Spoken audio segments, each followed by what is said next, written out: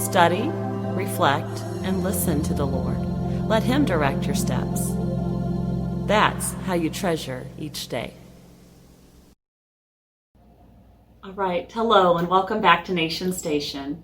We have a part 4 of grief that we would like to share, and this is in response to how I processed through a loss that I had when I was young and in college. My world just turned upside down one day. My sister was there, and we talked all the time, and then all of a sudden she's gone, and I felt so alone, and I went into a deep depression, and I almost quit college.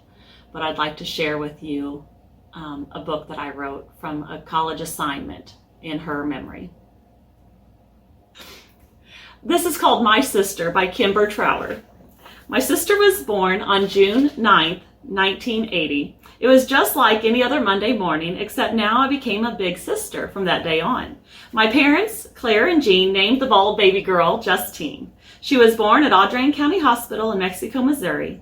I may have been a little bit jealous, but ever since I was 4 years old, I loved my sister and always took good care of her. When she got older, we became best friends. We fought a lot because we were sisters, but we always made up as friends do. Justine and I grew up together on a small farm outside of Ladonia, Missouri. We loved it there because we could run around freely and play in the big yard. I remember when we would play tag, Justine knew that it would be safe if she ran to the shed because I could not run across gravel as fast as she could. When we wanted to go camping, all we would have to do is set up our tent, with Dad's help of course, in the backyard. Then we would invite some friends over and we would all take turns telling ghost stories. Usually my friends would scare Justine's friends since they were younger. Since I'm the oldest, I should get to make all the decisions and have all the fun, but Justine did not agree with me. Dad told me when he had to leave for work that I was in charge, so I took over. I cooked supper for Justine and myself several times. Macaroni and cheese was our favorite dish. Justine's favorite dessert was cherry cheesecake. She always requested it for her birthday. When Justine was 8 and I was 12, we decided to bake Dad a surprise birthday cake. But our stove did not work right, so we took the cake mix and eggs over to Grandma's house when Dad was not home to use her stove while they were gone to Florida on vacation. Well, everything was fine until Grandma and Grandpa returned home and called Dad to ask him who had been over because they noticed trash in their trash can and some candy missing. Then Dad started asking us questions and discovered that we had driven there and back in order to carry the cake. It was kind of funny that we were both grounded from using the car before we were even old enough to drive, but we were. Grandma just lived down the road, so if we ever needed anything, we could just call her. Sometimes Justine and I would get bored, so we rode our bikes over to see them. We used to get off the bus at her house until one day our bus driver found out that we did not have permission from our father, so they put a stop to that. Justine loved animals, especially dogs and horses. She always wanted to be a lawyer because they made good money, or a veterinarian because I think that's where her heart really was. We had a hard time keeping dogs at the farm because they would always get sick or run over. Several summers in a row, Justine and I took care of the neighbor's cattle while he was gone to Canada on family trips. We had to feed the bulls a bag of corn every day and mix up large bottles for the baby calves. Since I was kind of scared of the animals, Justine would hold the calves while I stuck the bottle in their mouth. Then every day we would ride our bikes around to the different pastures to make sure none of the cows got out of the fence. Dad taught us how to drive tractors so we could help more on the farm as we got older. Ever since we were old enough to walk, Dad let us ride with him in the field. Then as we got older, he would let us sit on his lap and steer the wheel. When we grew taller, Dad taught us how to drive the tractor. I dissed a small field all by myself. Justine got to drive the combine down the road with Dad. I remember we were always so proud of each other's accomplishments. Justine and I went to school at Van Far Elementary. When Justine entered the 7th grade there, one girl in her class kept on giving her trouble on the bus and in the hallways. One day on the bus, this girl and her older sister kept yelling at Justine, so I stepped in to end it. Then I realized everyone was mad at me, even Justine. She told me that she was big enough to handle her own problems and didn't need me to defend her. So I felt bad. Then one day at school, my friends were telling me about a fight that broke out in the junior high hall. So I went to check it out, and it's my sister. Justine is kicking this other girl's butt. She didn't even get into trouble because the teachers knew that this other girl was asking for it.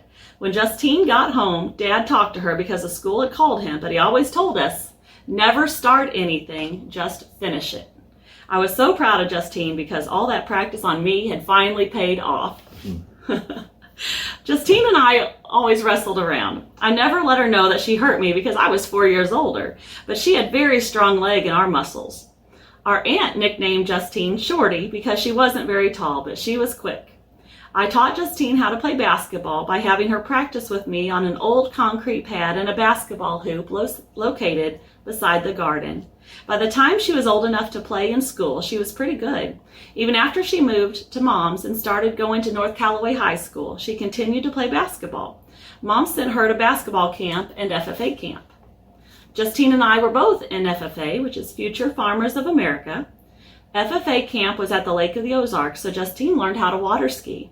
She was also in the farm management class at North Callaway, where she competed with other students in her class to be on the national team. She was very smart. She took honors courses and still carried a 3.5 to 4.0 grade point average. Justine also worked part-time jobs after school. In the fall of her sophomore and junior year, Justine helped coach the girls' basketball team. She also ran track in the spring. She was a member of the Spanish club, biology club, and art club as well. She said on a resume that she typed up that she was always looking for a new and exciting challenge. During the summer, Justine worked even harder to earn money and buy her first car. She bought an older Firebird and fixed it up. Then Dad helped her buy a new motor and tires to put on it. Justine would drive up to Columbia and visit me at Stevens College. We went shopping at the mall and then out dancing. Sometimes I would come home to go out with her and her friends. One time, Justine and I went to visit her boyfriend who lives near the Lake of the Ozarks. We played football and barbecued pork chops. Then we went to a costume party. It was a lot of fun. Justine was full of life. She had a lot of goals and plans for herself.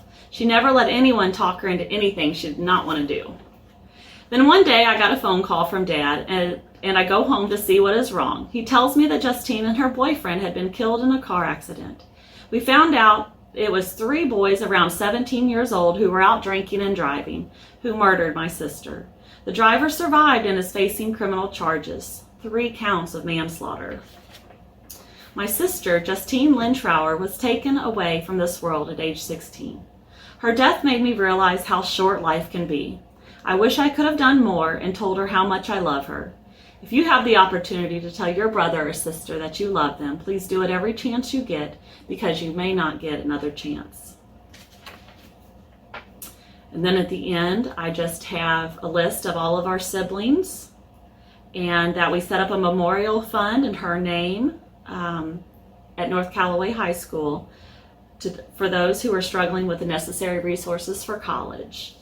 And we did that until the money ran out. So that's my tribute, I guess, to my sister. And it really helps me process by doing something, because Right. I think that's the worst part, is when you feel so helpless. Right. There's nothing you can do. It's been done, and it's unfair, and all those things. So thank you for taking time to listen today.